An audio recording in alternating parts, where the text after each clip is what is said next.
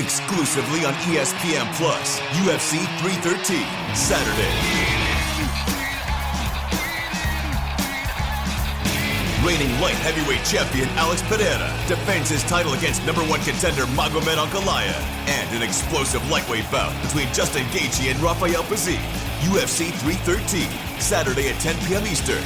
Buy it on ESPNPlus.com/PPV. This Steve Jones Show podcast is now loading.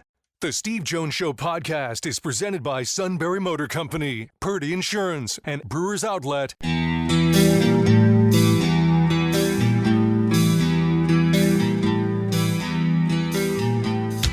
Bringing you an in-depth look at Penn State sports and more. This is the Steve Jones Show on News Radio 1070 WKOK.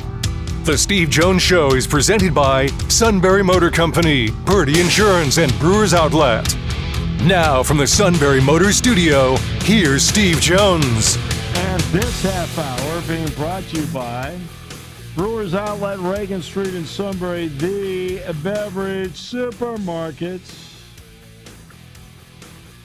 Imports, domestics, microbrews, the best selection of beer anywhere. Wine coolers, water, soft drink, snacks. They roast their peanuts fresh and out every day. 6 great flavors of slushies. Ready-to-drink cocktails. High Noon, Crown Royal, Jack Daniels. And the Pickle Bar, led by the Barrels and the Dills, indeed second to none. All at Brewers Outlet, Reagan Street in Sunbury, the beverage supermarket.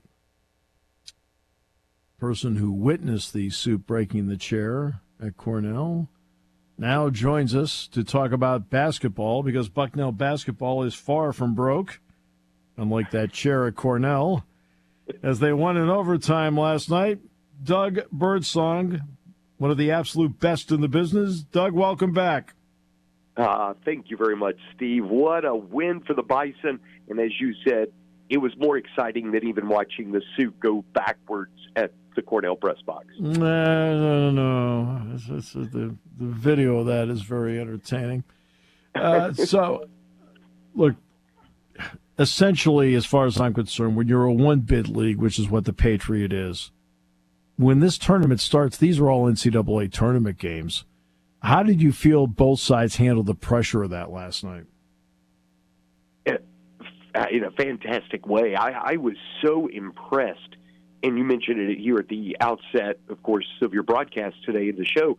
I was so impressed that what Coach Leffler and his Loyola team was able to do. I mean, Bucknell really just gave them a gut punch at the very beginning, led with 8 minutes left in the first half by 17 points.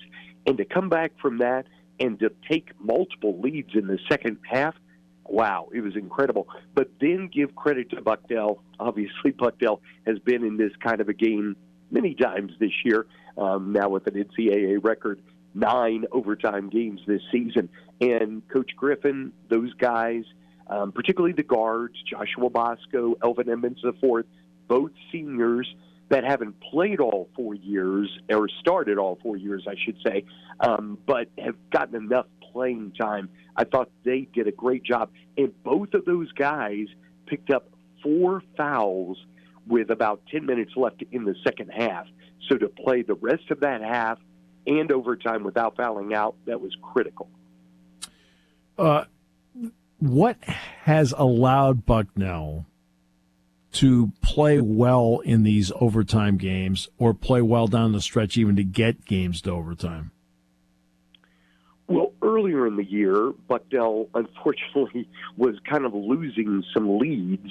So I don't know if they were playing necessarily as well as Coach Griffin would have wanted, and that was kind of what was happening with the overtimes.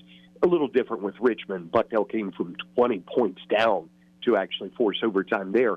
But more recently, I think in the overtimes, it's been the ability for Coach Griffin and his staff, and then the players on the floor, to execute what Coach Griffin and his staff have drawn up to get good looks. Many of those good looks happen to go to Noah Williamson, the 7-foot junior center from Latvia, and I think that either he gets a good look or he's able to pass it out to someone like Bosco, like Edmonds, like Rubigiak, and be able to get an open shot. So I think it's kind of a combination of all of those. But this Bucknell team, I tell you what, Steve, it is so hardened right now. I love where this team is. 2 straight years, Coach Griffin has gotten his team better at the end of the year. And another thing you just mentioned, in the Patriot League, many of the leagues in Division I, not the Big Ten, not the SEC, Big 12, whatever, you are only going to send one team to the NCAA tournament. So you have to be playing your best come tournament time. Here's the other part. Everybody, when they played Loyola last night, it was the 3rd time they played. When they play Eddie and Navy coming up on Sunday, it'll be the 3rd time they've played. Scouting's really good in this league. What kind of role does that play in close games because it is the 3rd time through? Well, I actually just recorded my interview with Coach Griffin here a little bit ago for Sunday's broadcast, and one thing I asked him, in the game at Annapolis, the last time these 2 teams played, Bucknell got a huge lead in the first half, and so Coach DeChellis basically went all out, as you would expect, went full court pressure the entire second half. Navy, Army, and the Patriot League at least, they can afford to do that because of all the bodies they have, and it really caused Bucknell some problems. So I asked him this question, do you feel like that's probably what we're going to see Sunday? And he said, yeah. He goes, they'll do a lot of changing defenses, which Coach DeChellis, as you well know, is known to do. But he thinks there will be more full court pressure maybe in the first half than what Navy employed down in Annapolis. Yeah. What does it mean to have Josh Bosco back there handling the ball as often as he does? What does that mean to stabilizing how Bucknell plays? Well, Joshua has such a unique way of passing, and last year was his first year of really getting that opportunity because he has been a shooting guard. Elvin Edmonds IV has been the point guard. I think at times last year the team wasn't ready for his passes. This year they're ready. So in that case, he is a guy who can just off the dribble beat you, and because of his at times flashy passing, you have to respect whoever you're defending, for instance. So let's say it's full court pressure, or let's just say it's in the half court. He's driving. Okay, if you're on Williamson or Bijiak, do you step up to cut him off if he beat his own man one-on-one? If you do that, he is great at getting that pass to that person who you just now left. So I think that's probably the biggest advantage that Bosco brings. He is so good at making you miss if you're defending him one-on-one, and then if he gets past you, Katie bar the door, what are you going to do on the backside of that? You're going to take him, try and prevent him from driving.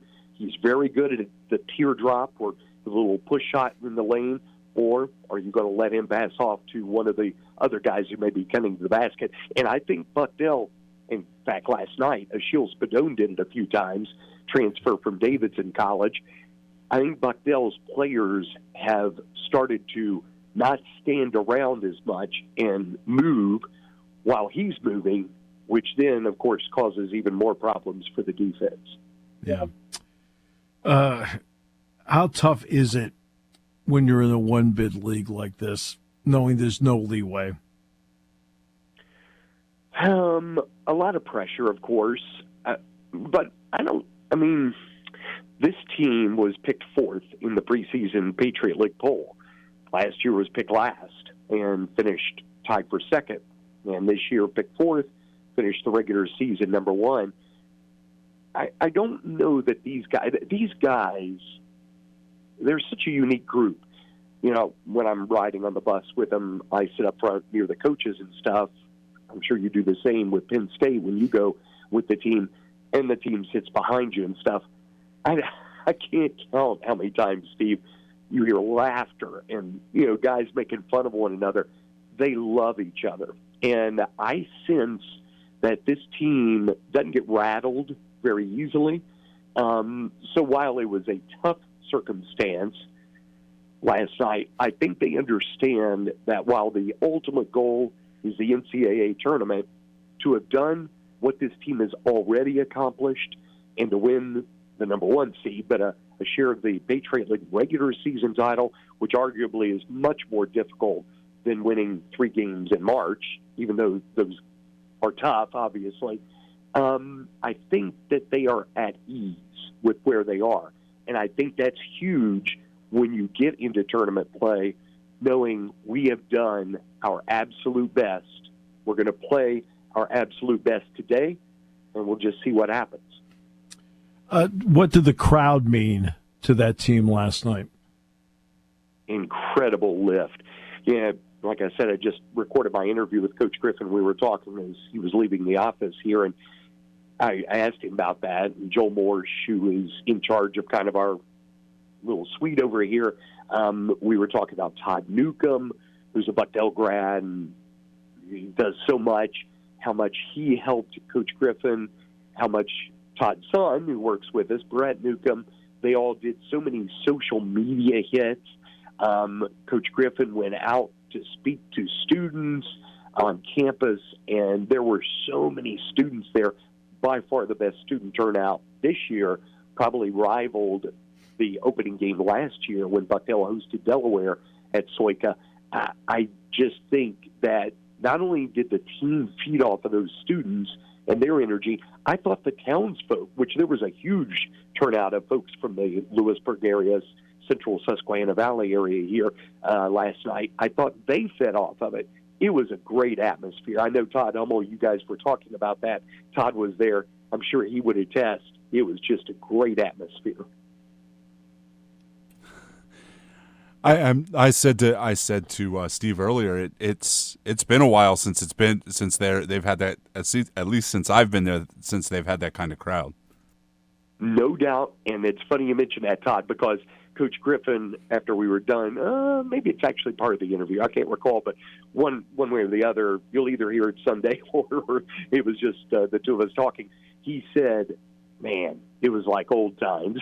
And he means when he was a student-athlete here at Bucknell and the crowds that were at Sojka at that time. And I go, you are correct. It was as loud as I can remember it in a long time here. And that includes some great teams with Nana Follins, Stephen Brown, Zach Thomas, Nate Sestina, Kimmel McKenzie, etc. Time of the game on Sundays, what? Is that 1? Noon on Sunday. It'll be on CBS Sports, but of course you guys can turn down the TV sound and listen to Terry Conrad and I on Eagle 107. Which we will as we're sitting there, because as Steve McGarrett would say, be there, aloha. All right. Yes.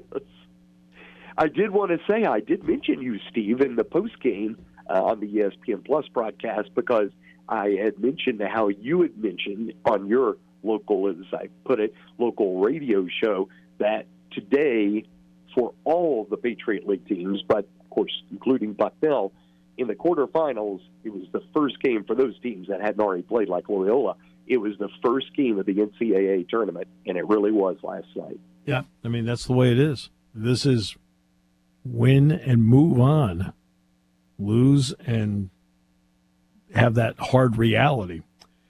All right, Doug, great job as always. Eagle 107 will have the coverage. Would it help attendance if we said it was suit day?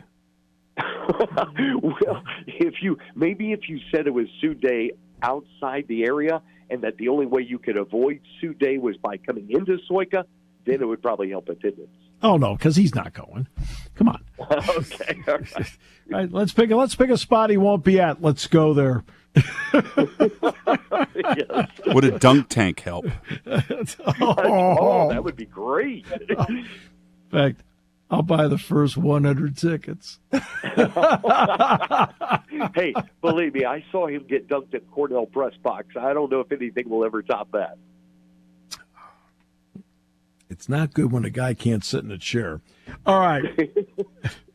Appreciate it, Doug. Great work as always. Good luck with everybody on Sunday. Thank you very much, Steve and Todd. You guys have a great day. Doug Birdsong, the outstanding play-by-play voice of Bucknell sports, including Bucknell basketball, Sunday high noon. Navy, led by my old friend Ed DeChellis, will be in the building for the Patriot League semifinals.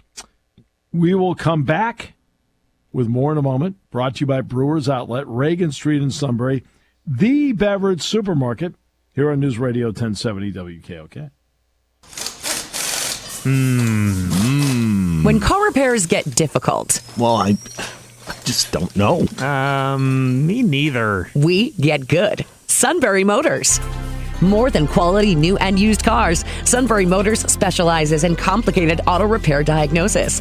They can handle intricate repairs and even complete auto body with service open Monday through Friday, 7 till 4. And Sunbury Motors has made simple repairs easy. Maintaining your vehicle is necessary. Finding the time to do it is difficult. Welcome to Sunbury Motors Quick Lane. Just walk in or call ahead. Relax in their remodeled waiting room with Wi-Fi, beverages, and snacks. While Sunbury Motors factory-trained techs take care of your oil change, tire alignments, brakes, and inspections. Quick Lane, 6:30 to 6, Monday through Friday, Saturday, 6:30 till 2. Sunbury Motors, Ford and Hyundai, North 4th Street, Sunbury. And Sunbury Motors Kia, routes 11 and 15 in Hummel's Wharf. We take the out of auto repair.